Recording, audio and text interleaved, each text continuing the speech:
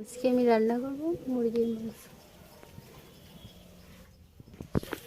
এরপর কড়াইয়ে আমি পেঁয়াজ নিয়ে নিয়েছি, কাঁচা লঙ্কা নিয়ে তেল দিয়ে হালকা করে ব্রাউন করেছি।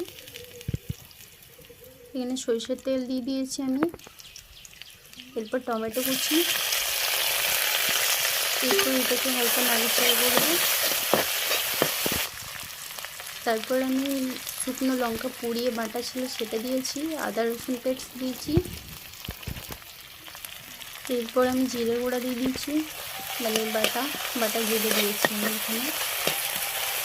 তো এটা আমি নাড়াচাড়া করবো।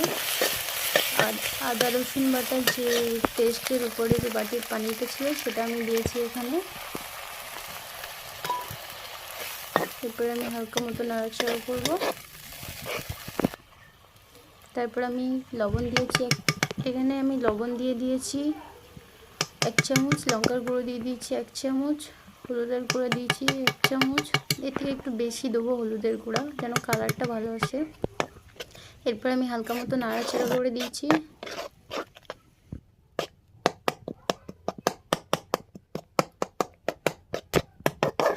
মশলাটা ভালো মতো পেকে গেলে এরপর আমি মাংস দিয়ে দিয়েছি।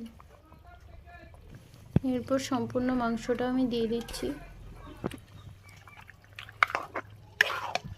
এরপর আমি হালকা করে নেড়ে নেব।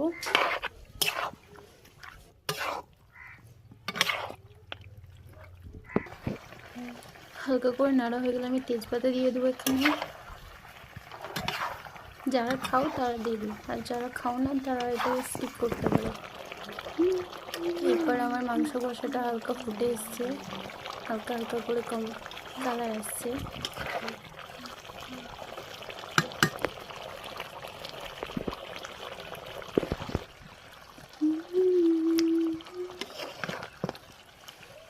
এখানে দেখো মাংসের কালারটা অনেক সুন্দর চলে এসছে, এরপরও থেকে সুন্দর আসবে।